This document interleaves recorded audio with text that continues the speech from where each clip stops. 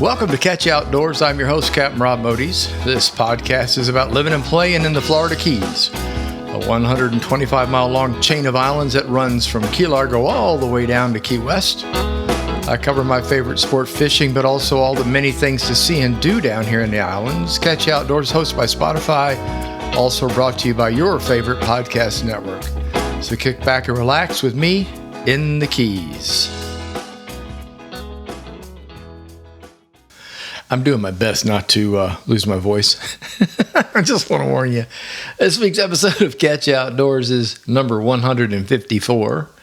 Hello all. Good morning, afternoon, evening, depending again on when you might be tuned into the podcast and listening. I'm recording this on Monday. What is today? Monday, September the 2nd? Is that right? Yeah, Monday, September the 2nd in the afternoon.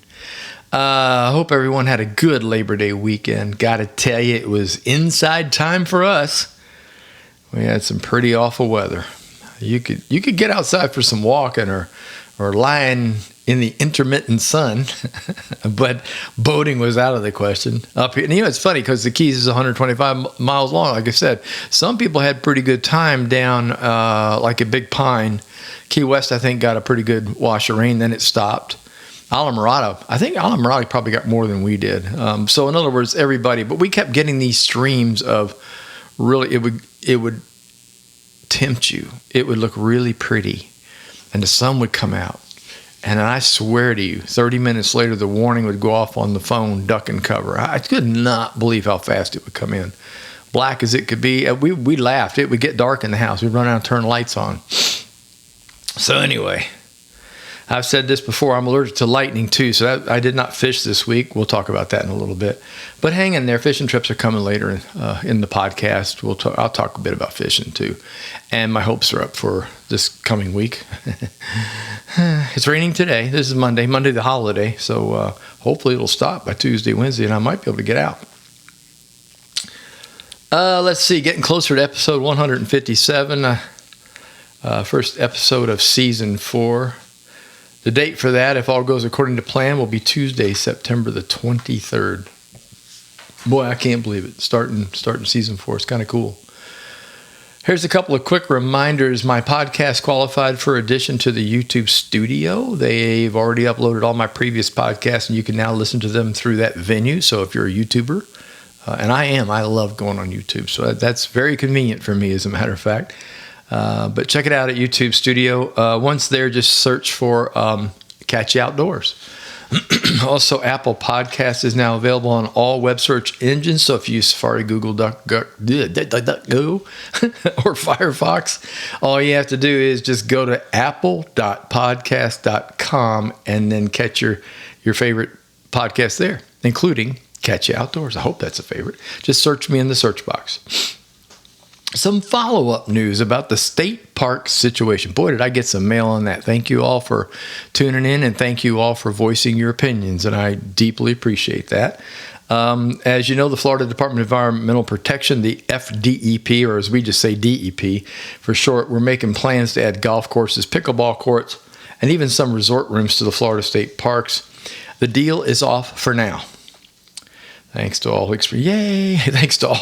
who expressed their displeasure with this move. And on that note, the monies being allowed for this project should have been spent on all the existing parks that need some small works done and big works done. And that's almost every single park in Florida. I kid you not. I don't know what possessed him. I don't know how the governor got. I haven't dug down deep enough. Everybody, of course, immediately points to DeSantis, and I'm not so sure that's where this started. I think maybe he came. I think what happened, this is my opinion, let's allocate this money to the state parks and let's get things fixed up and let's do some neat direction stuff. And instead of taking that to the parks and saying, what do you need done? They came up with this golf course and pickleball and these improvements, basically. I don't think that's what the governor or anybody else was talking about. I think when they said improvement, we've seen it. I mean, right here at Pennycamp Park, there's a beautiful trail in the back of the park. It's a wooded boardwalk. You can walk in about, 25, 30, 40 feet, and then there's a blockade. You can't go any further. It got wiped out during a hurricane several years ago.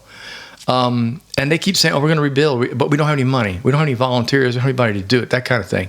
That is going on in all of the state parks. All of them have issues with the grounds, with bringing back stuff that was already there and making things nicer and neater. I mean, that's not the only park I've been to. Long Key State Park down in the lower Keys. Actually, that's middle to lower. They have been struggling to keep that park open just because of sand and buildup and stuff from all the winds and things. And that was a beautiful area to camp, beautiful area to fish out of, and they're struggling. And it's money. It's plain and simple money. So here they were talking about spending all this, and of course that didn't go over very big. It didn't go over very big in the USA, much less Florida. Florida, boy, it was really crazy. So anyway, they need to fix what we already got and use that money for that. They can quit worrying about doing, extra stuff to the parks. Another follow-up, FWC and the Florida Keys were seriously looking at putting slow zones under all bridges. They're still doing that. Let's say, back up. They're looking at it. It was caused because of several boat accidents with snorkelers and divers for lobster. And not only previously, I think we had another one during the season when the season opened, but boaters are used to just ripping under the bridges. That's what we do in most places. There is no slow down rules except in, like right here by us in the canal there is. You have to use the whole canal slow. But that's because houses are built on it and they're trying to protect the riprap from getting washed out. So there are areas like that, but most of our open bridges, especially heading south toward Key West, are wide open. You can just cruise right through them. And that's what they're talking about. So I'll keep that up. I probably won't mention it again unless I hear something, but that's really what that was all about. It is a scary proposition, by the way, to snorkel under a bridge. I mean, that's where the lobster are, though. But anyway, just be aware of that. Let's talk tropical weather, which I hate to even mention, but it's September. Bad for us. Well, the peak of hurricane season is September, and I mean serious peak. If you go look at the little charts that draw a little graph line, you'll see that that's the mountain is September. And as of this morning, we have 3 potential tropical development areas. So there you go, proof's in the pudding. We got one way up in the northwest corner of the Gulf of Mexico. I don't think that's a problem for us. If anything, it's going to be way up around Alabama, Mississippi, Louisiana, up in that corner up there. And the development's been kind of slow. So it may wind up being nothing more than just a great big storm and not even tropical. But anyway, it's on the map. One is, one's over in the lower. It's about halfway across the Atlantic, aimed at the lower Caribbean and aimed at the Yucatan Peninsula. That's another one that the spaghetti trails are not showing it coming this way. They're showing it going over that toward Mexico. So keep your fingers crossed. I'm keeping my fingers crossed. You don't have to, but that would help if you did. Prayers are good too. And a new one popped up this morning, noted way over by Africa, just off Africa. Very early spaghetti tracks, however, are showing it turning north after it gets out toward the Caribbean islands. There's a push that's supposed to head it north. So all these things depend a lot on existing weather systems. You have to understand these storms come from off the coast of Africa and they come at the United States. And depending on what's in the way is what happens. If you hit dry air, they fall apart. If it's wet, they stay together. If it's warm water, it fuels them. If the water gets cool, it doesn't. And typically what happens is something coming across the U.S., a system, will push them. And if we have a front that comes down too early or too late, it depends, I guess, on how you look at it. Storm's coming across the Atlantic, and the storm, the bellows, the bottom of the storm, it can crawl under it. That aims it. If, however, the push of the storm is already through, and the hurricane runs into it, it'll turn north. It'll just start to run right up the edge of whatever that blow is. So, there's a lot of things that come into play with this weather science, as I like to call it. But so keep that in mind. And I say that not only for the local people to be ready for this, we all are. We got our water and batteries and stuff. What we really need to understand is if you're a traveler and you're coming down, you need to pay close attention to the weather this time of year. If you're deciding to come to Florida in September and October, it's a really good idea to book your rooms with insurance and book your rooms with someone who says you get your money back if a storm prevents you from coming or staying here. And then watch the weather so you know what you're getting yourself into. I bet you a whole bunch of people came down here for the long weekend and it rained all weekend. It was not a boater's weekend. It was not a boater's weekend. So a lot of people got out. I mean, they did it on purpose, but I also saw some that shouldn't be out. We had a couple of rescues. Next on the list, Fantasy Fest is coming soon to Key West, and there was an announcement about the grand marshals of the parade. Yeah, David L. Sloan and Robert the Doll have been selected. Here, hold on a second. I've got a press release right here. There we go. I mean, basically, David Sloan wrote a book all about Robert the Doll. And for those of you that are not familiar with this, I'll just say that this is like Chucky living under your bed, okay? That's the way I look at Robert the Doll. Robert the Doll is spooky. He's been around Key West for a long time. I'm not going to give you a whole history. I'll let you go look it up. Or get Sloan's book. Yeah, that scared Janelle to death. She kept reading, going, "You shouldn't read this." I'm like, "No, I know I won't." Basically, Robert the Doll has rules when you go to visit the museum where he stays, and you cannot take a picture of him without permission. You cannot. They're just things, and people will tell you about stories that have happened to them after they have disappointed Robert the Doll. And so anyway, so now we got the Fantasy Fest parade coming. And the Fantasy Fest parade marshals, they ride up on top of the float, and it's going to be David Sloan with Robert the Doll on his lap. And I saw a picture of this and about cracked up. And I'm like, okay, one of the rules of Robert the Doll that I'm aware of is you have to ask for his permission for pictures and things. And of course, people are going to be snapping pictures like crazy in the parade. Where is that going to leave Key West? Just wondering. So look it up. Yikes. That doll gives me the absolute. That's the kind of doll in the movies, when you bend over the bed. Remember Poltergeist? And the kid looks under the bed and remember that? Oh yeah. That's what Robert the Doll reminds me of. So let's see what else we got here. Oh, the resurfacing of Monroe County section of the 18-mile stretch is happening. They put it off to get the logistics right. Well, it started this month. It starts in September. Actually, it kind of started a week ago, but this is taking place. This is important. Now, this is part of your travel notes. Excuse me. Between mile marker 108.4 and 112.8. That's basically Monroe County stretch, the last stretch of the highway before you get to the bridge coming south. And it's really north and south. And it's really terrible. It's full of potholes. It's horrible if you tow a boat across. I can't tell you how bad it is. Well, they're finally going to completely resurface it. It's only 4 miles, but it'll take about a year because they have to cut off traffic. That is a 1-lane each way highway with an emergency lane. It's not a 2-lane highway on each side. And there is a barrier in the middle. There's a wall all the way down the middle of the 18-mile stretch. So they will start opening up Card Sound Road to get people around it on certain dates.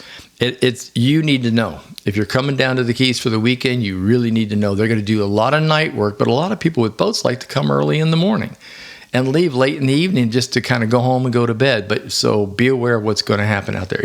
I ain't going to kid you. It's going to be a mess. I'll be ordering from Amazon. I don't think there's going to be too many Target runs for the next year. Excuse me. Brief pause for a drink of water. Let's see here.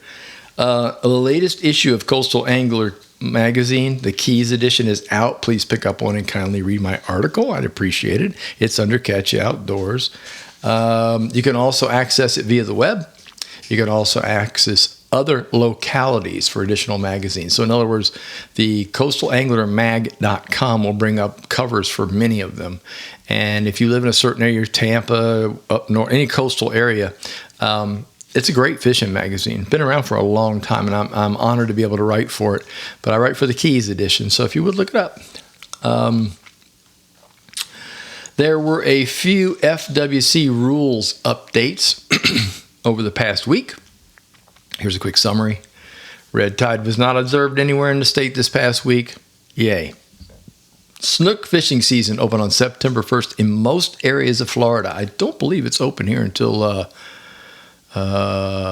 September 30th. I think the last day. I could be right. We're in the Atlantic. We're included in the Atlantic, even though we seem to be at the bottom of the state, more over by the Gulf. We're not, just so you know. But most places, September 1st was the opening. Please check with your local closing stuff. Just go on FWC's website, or they've got a great app, by the way. They got a thing called fishing. I think it's the fishing app they call it. That thing is fantastic because it looks at where you are. It does a quick update while you're holding the phone in your hand, and then bingo, it brings up, based on your Loran setting, Loran, oh boy, that was a flashback, your GPS setting, it'll tell you right where you are, and it knows exactly what regs are in there. And I think I brought up Snook just a day or two ago, and it said it was closed, and that was before September. So anyway, so be aware that Snook opens in most places. There are strict limitations on Snook. And they vary. It's like 28 to 33, 28 to 34, depending on where you are for slot limits. And again, the seasons are all different. And they opened up a whole bunch of Snook areas now. It's not as simple as it used to be. So you really need to know where you live and double check on that. And don't rely. If it says like Southwest Florida, it may not be you. So double check. Gulf red snapper seasons were approved and listed. They're right now, as a matter of fact. September 1 and 2. Today was the first one. These are on weekends on the Gulf Coast. September 6 through 8, 13, 15, 2022, 27, 29.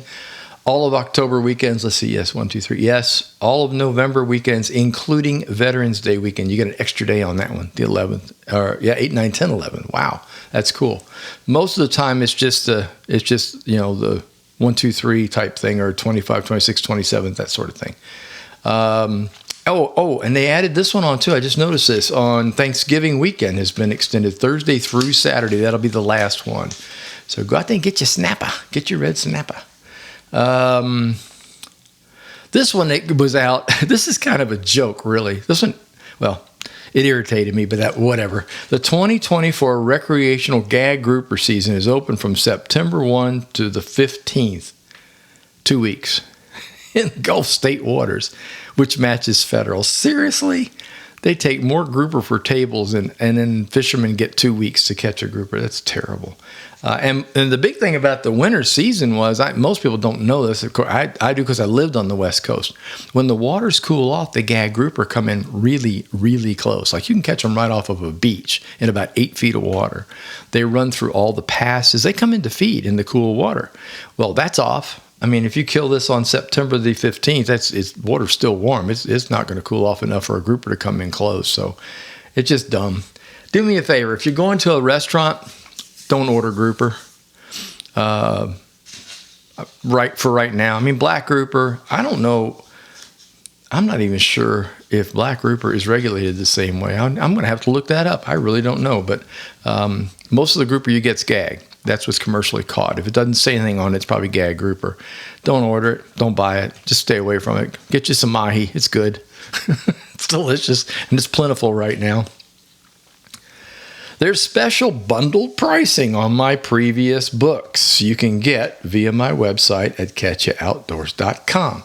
All 3 of my previous books for one group price for all 3. I've still got some, and it's time to move them, please. The 3 titles are What I Know About Fishing Southwest Florida, Bridge to Paradise, and the award-winning, I got to give it a plug, Take a Kid Fishing, an adult's guide for introducing youngsters to the world of angling. All 3 of those. And I've been getting quite a few book orders recently here. Thank you all very much, especially for the new book. The new book started a little slow, and then all of a sudden it just took off. I guess people discovered it. Maybe I need to do a little more advertising. All 3 of those titles that I mentioned are selling in a group of 3 for $45, including shipping. Believe me, it's a bargain. Yeah, I think the regular price would be $70 plus shipping. So it's a good sale. So, and it's going to run to the end of September. So get them while they last. I'm trying to move these things out of my garage. My garage, fortunately, is partially air conditioned, so they're not going to get harmed out there. But they really need to get read. Get out there and somebody read them. The Apple TV series called Bad Monkey, starring Vince Vaughn, was on again this past Wednesday. Oh my gosh, it was a wild ending. I ain't saying nothing. It's on again. Time you listen to this, it'll be tomorrow night. So when you listen to this on Tuesday, it'll be on Wednesday night. So tune it in if you haven't. If you got Apple TV, I would highly recommend it. So far, it's been great. I had no complaints. So August the 30th. Here's some news from Key West. August the 30th was officially Jimmy Buffett Day. And the entire Labor Day weekend was a series of celebrations for the singer, songwriter down in Key West. Welcome to Margaritaville. That's what I always say. It's hard for me to put into words my appreciation of Jimmy. He got me through quite a few winters when I lived up north, especially one in Cincinnati. God, I'll never do that again. It's not one of those people go crazy when an artist like Jimmy would come to town, and bring them a little bit of summer. Anyway, he also opened my eyes up to many, many places that I have been fortunate enough to visit. His songs generally talk about somewhere, someplace, sometime around the world. And it's just really cool to hear him sing and I go, wow, I've never been there. That sounds interesting. And off we go. Same thing's true for Florida. Places in Key West, they do Jimmy Buffett tours in Key West to show you the places that he talks about and sings about in the songs. I get asked this quite a bit, actually, either in person or in email. The Buffett thing will always come up because people know I'm a fan. I'm not a parrot head. I always like to make that clear. I'm not a parrot head. I'm a fan of Jimmy Buffett, especially of his writing and stuff. I didn't put on grass skirts and coconut bras and strange hats when I went to concerts. That's okay. That's okay if you do that. I haven't got a problem with that. But I occasionally would wear a flowered shirt, a Hawaiian shirt, but that's about as far as it went. So I can't really call myself a parrot head. But I get asked this about his songs, like, what's your favorite? What do you like more than anything else? And that's hard to pin down. We've got 300 and some odd songs that he penned, and I'm impressed with that one. I mean, I'm working on song number 4, 5, and 6 right now. It's mind-blowing. So anyway, my favorite is The Coast is Clear. I wrote that in my notes because that means quite a bit to me. I grew up in a beach town on the west coast of Florida, and I grew up in a time when spring breaks were big and wintertime was big, and people just descended on our little town of Clearwater. And the same thing just holds true now. They descend on everywhere, really, just to get away from the cold. And that song, The Coast is Clear, is about them leaving. It's about what happens when everybody exits. It's about the quiet takes over and the ability to just kind of be by myself and talk to myself and not have anybody else around. I love that. And it's extremely well written, and it's definitely that's a favorite. And then, of course, I've got to mention Tin Cup Chalice. I want to go back to the island is how it opens. That pretty much said it for me. And Tin Cup Chalice was one of those songs that came out right after my Coast Guard time, or it was pretty much in the Coast Guard time, actually. But I was coming back to Louisville, and it was snowing and carrying on, and then that song got played, and I went, man, that's what it's all about, The stickiness of salt water on your skin and oysters and just all that kind of stuff is in there, and wow, that's definitely the song. Newer versions, First Look and One Particular Harbor are two of my favorites. First Look is about the first time you see a place that you've traveled to and it blows you away. And One Particular Harbor, kind of everybody knows what that one's about. And more recently, back to an old song called I Have Found Me a Home. I mean, I've heard it and listened to it. I love it. I guess what was so really wild about this song is that I now live it. So I have found me a home. I really have. I have found me a home. I don't want to go anywhere else. So I kind of like the Keys, just a tad. So there's my take on his music. There was a proclamation too, by the way, in Key West regarding Jimmy Buffett Day, August the 30th. That's going to continue. They had a second line parade, which was massive, not as big as the first one. I got to say, man, that was pretty crazy when we went to it last year, but it was good. I saw aerial videos of Duval Street, and there was nobody on the sidewalk. Everyone was in the road. So it was very impressive. They had live music, all that kind of stuff. So anyway, it was really cool. but that's going to continue. They also named Florida Highway A1A is now officially known as or labeled Jimmy Buffett Memorial Highway, which I think is really, really cool. Now, let me be clear about something. I got to get this out there. I'm going to educate you. I keep hearing from a great many people, mostly, believe it or not, fans of Buffett, which surprises me, and news people. That didn't surprise me. Highway A1A is not Highway US 1. They are not the same road. When they said they're going to name A1A after, call it the Jimmy Buffett Memorial Highway, everybody assumed that was US 1. US 1, that's so cool. That runs through my town. I live in North Carolina. I know where that is. And I'm like, no. It's not the same road. Calm down. A1A is only in Florida. Hang on. I wrote it in my notes here. It starts just above Jacksonville. Hold on a second. I'm going to get this out right now.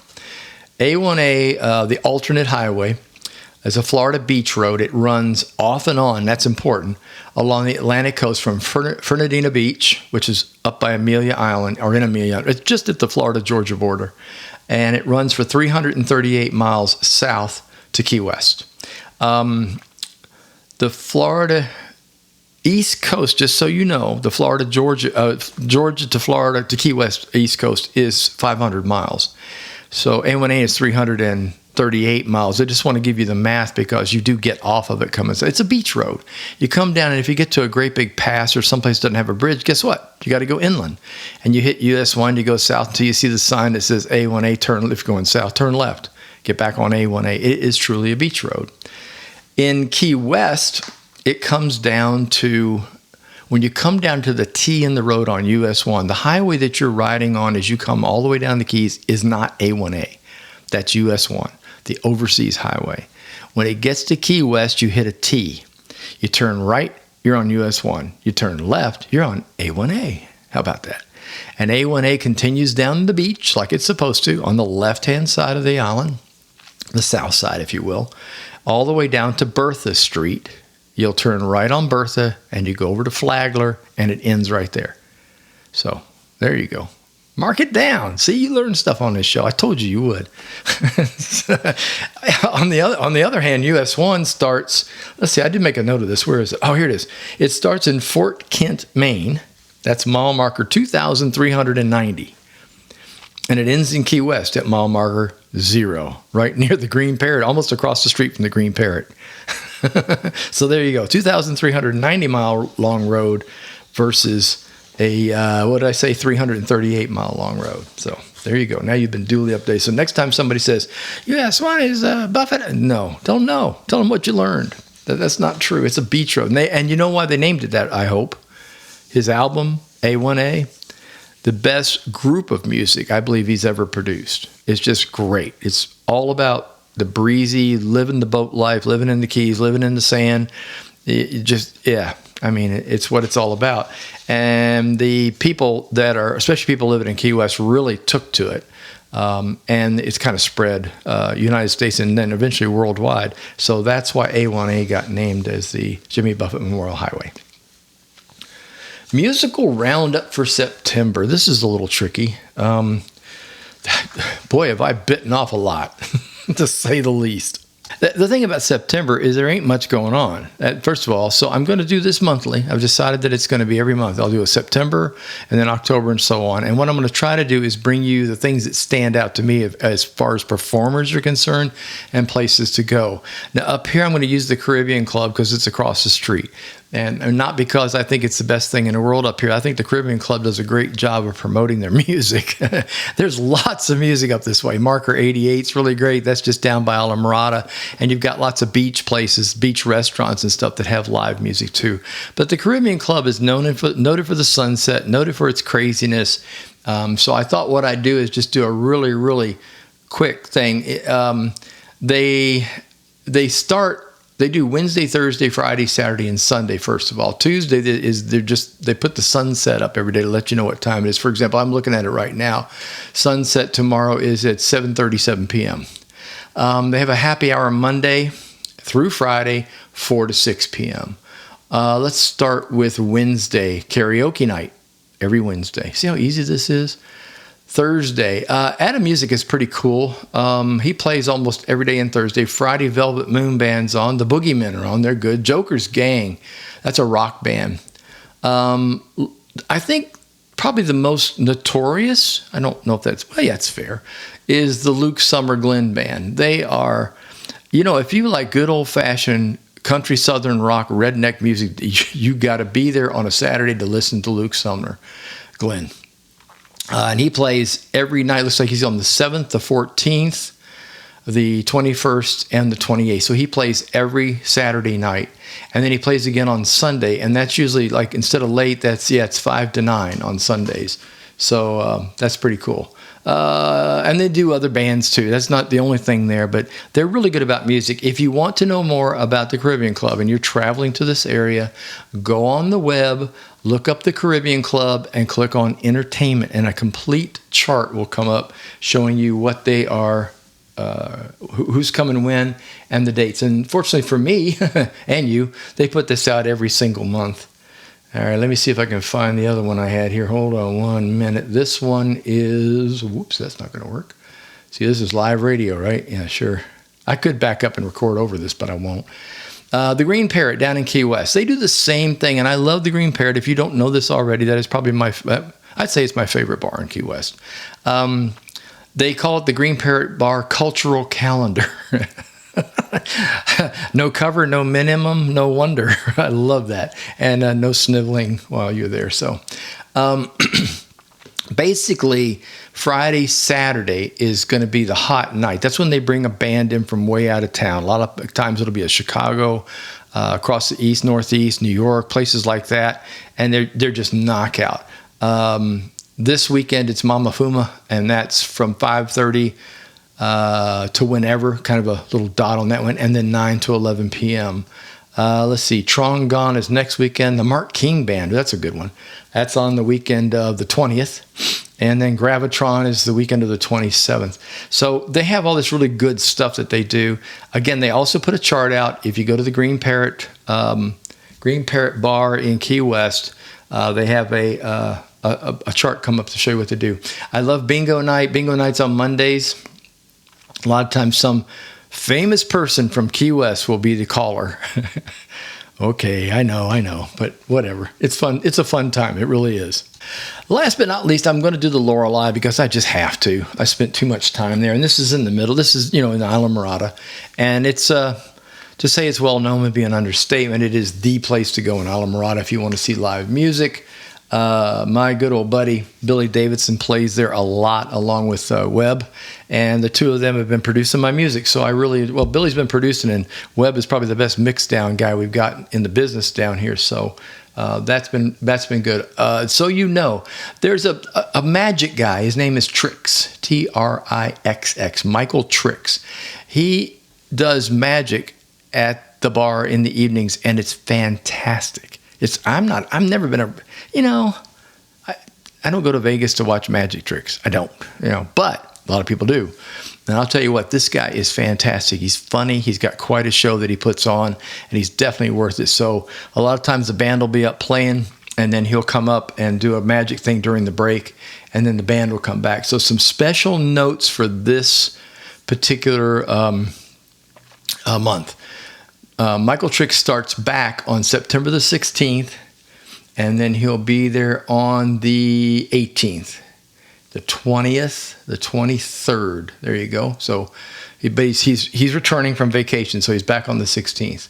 My buddies, Webb and Davison, they start, what's today? Today's the 3rd. They start the 4th. They start Wednesday the 4th. So they're back at it. Webb was on vacation for the entire month, so he's back. So Case and Davidson are now, listen to me, that was the old band, Case and Davidson. Now it's Davidson and Webb. Paul Case unfortunately passed away. I'm still bummed out about that one. Other ones to mention, one of my favorite bands is called Brothers of Others. They are from Miami, and they are incredible. They do probably one of the best live shows going, and about the only place you're going to see them down here is here or down in Key West. So the Brothers of Others are coming on September the 13th. That's Friday the 13th. Ooh, that's my lucky day. I may have to go do that one for sure. And I'm looking at the map. I'm looking at the chart here just to see if there's anybody else. The dropouts are playing on September 28th. They're good. So pull it up. The same thing's true. The Lorelei puts out a calendar every month and shows you everybody that's playing, the dates and what to expect and all that kind of fun stuff. So there's your musical wrap up. And as promised, boating. I'm adding boating. I don't know. I said this last. I don't know why I didn't do it. And I was going to wait till the new season, but then I also mentioned I'm not going to do that either. It's just going to become part of the podcast. I have been in boats most of my life, and if it wasn't mine, it belonged to somebody in the family. And then eventually, I think I'm trying to remember how old I was. Let's see, it was probably 1963 or 64 when I learned to sail, so I would have been about 10 years old, maybe a little younger than that, when my father put both my brother and me into the pram fleet to learn how to sail dinghies. That's the Optimus pram fleet in Clearwater, Florida. So I learned to sail at a very young age, and I'm very proud to say not shortly after that I won first place in a regatta. So, I took to it. I love it. And I kind of bummed. I was thinking about this the other day. I'd love to have a sailboat. And Janelle looked at me like, you are crazy. So I kind of just dropped that and let it slide. But, I really would. Anyway, that's a whole nother story. So boating, here we go. This week combined with fishing, more or less. The big question that I hear the absolute most is where to launch a boat once you trailer down to the Florida Keys. Well, that's a long and difficult issue and a long and difficult answer, but I'll do the best I can to keep it somewhat short. Basically, as more and more folks moved to the Keys, more and more space was taken for homes and resorts. So your best ramps are actually in neighborhoods or behind the resort, which you don't have access to unless you're there. But not all is lost. You can find public access all up and down the Keys, but you'll have to do the research before bringing your boat down. Some things to consider. What water do you want to boat on or fish on? Or both? Florida Bay, Atlantic Ocean, Gulf of Mexico. They all come into play. And it all depends on where you're staying. For example, if you're up here in Key Largo, you're going to do Florida Bay and the Atlantic Ocean. You're probably not going to run to the Gulf. That's pretty far. Get down to Islamorada, you do backcountry, but it gets trickier. The backcountry in Islamorada has got lots of shallow areas and craziness. And then you have the Atlantic Ocean. And you're almost close enough to make a run to the edge of the Gulf of Mexico. Marathon south, you got Atlantic Ocean and Gulf of Mexico. Their backcountry is kind of weird. It is a backcountry. There is a series of islands down south near Big Pine. But quite honestly, it's not like what you see up here. However, the fishing is great. Don't get me wrong. So you have this massive diversity in what the water looks like and where you go and whether you know shallow areas or not, or are you good at navigation. So finding the ramp is a real trick. What I tell people about that is like, how long is your boat? First of all, how big is it? Not your boat. How long is the whole rig? Truck, trailer, boat. Some places, the ramps are small, and the ramps have a little, like a left-hand, right-hand entrance off of a road or a little parking lot, and just maneuvering the boat into place could be tricky if it's a big boat. So you want to check that before you say, oh, there's a ramp right there. I'll try that one. No, you may not be able to. And is there a drop-off at the ramp? How shallow is it off of the ramp? Those are all questions you need to ask when you're launching a rather large boat, or most any boat, really, you should check that. Turning radius. I guess, I made that in my notes right here. Turning radius is important. I've seen people try to get some monsters in the ramps, and I won't say it's comical because I feel bad for them, but a question would have helped a lot. Some advice, look for resorts or motels with ramps on property and boat trailer parking. That's pretty simple. If you leave the boat in the water, look for some dockage area included with, say, the place that you rent or stay. You might be able to put the boat in and then keep the trailer at that place with, they usually have like trailer, like I know the Islander down there. When you put the boat in over by the Islander, actually you don't put it in at the Islander. They don't have a ramp there. But if you put it in on Islamorada, Islander has parking for trailers. So you can do that. And a lot of other resorts do too, just so you know. If you're renting a house, find out if it's got ramp access in the neighborhood. A lot of places do, but some visitors are not allowed to use it. Some of them have neighborhood associations that allow only the homeowner and only the full-time renter to use the ramp. So you, as a visitor, won't be given a key, and you won't be allowed to unlock the gate to use the ramp. So there are a lot of little things you need to check when you rent a house. However, there are quite a few homes that do allow the use of the ramp in a neighborhood. So take that into account. Last but not least, it's unbelievably bad on weekends. If you travel down for the weekend, you want to come really, really early and then expect to leave late on Sunday, because the early bird gets the worm down here. Early bird gets the ramp is what I should say. You should see Penny Camp Park early in the morning. It is nuts. And then on Sunday, people are trying to pull their boats and go home. And it's better if you just wait. Let them get out of here, maybe go find something to do for a little while and go over to the place to pull the boat at around noon, 1 o'clock, which is way better than trying to do it in the morning. Ramp etiquette is important in the Florida Keys. I shouldn't even say that. Not only in the Keys, it's important everywhere. I have seen some of the most atrocious things in the world in Fort Myers and Fort Myers Beach, Sanibel, etc. So if you're using a public ramp, be kind, get your boat ready before you take it down the ramp. So in other words, park in the parking lot, get all your stuff ready, get your lines ready, get your disconnects ready, get all your stuff the way you want it, and then back it down and launch the ramp at the ramp. That'll make everybody happy. Final note, have patience on crazy holidays. Fishing tip from my book, What I Know About Fishing the Florida Keys. Color. I wrote her notes, this color. I get this question. I got it quite a bit the past few weeks because I started talking about those trout eyes jigs that I use from Z-Man. The question asked was, what's the best color to use in fishing? Well, that was tough. Most anglers, if you ask them, they're going to tell you red. And then chartreuse is a big number 2. Actually, red seems to be the number 1 saltwater answer, and chartreuse is the freshwater answer, 9 times out of 10.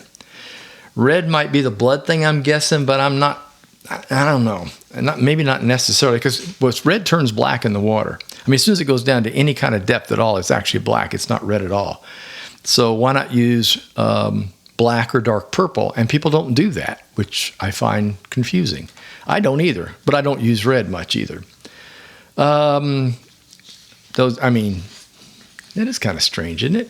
Now, I'll tell you, I love chartreuse. I'm going to tell you this right now. I'm not going to poo-poo chartreuse in salt water. It's a mix of light green and yellow. It shows up really, really well underwater, and it works in deeper water. So chartreuse is certainly a choice. And I've used chartreuse quite a bit. I'm not going to say that I haven't.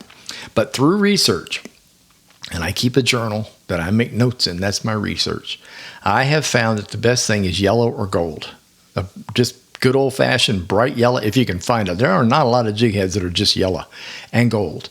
And in the case of the jig head that I use, it has a golden eye in it that sparkles. And I have not found anything better than that recently, just so you know. Gold seems to grab a fish's attention quicker than anything I've used. I wasn't the first to figure that out, by the way. I want to give a plug to a friend of mine, an old fishing buddy of mine from Southwest Florida. His name's Barry Cuda. He started fishing gold bucktail jig heads years ago. They were made by a company called Nylure, which I'm not even sure the company's in business anymore. I think you spell it Nylure. Nylure, they started back in the 1950s. They had a lure that was all gold from one end to the other.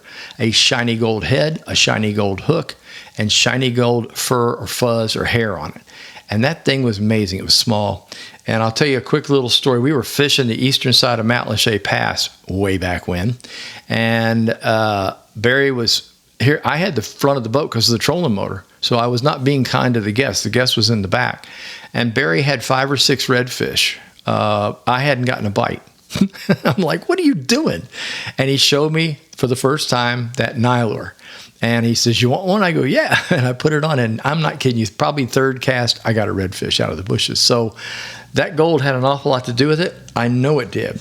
And I want to give him credit for pointing it out a long time ago, and I just didn't pay attention. I didn't follow through with it. And now I have finally hit the gold color, and I got to be honest with you, it's really, really good.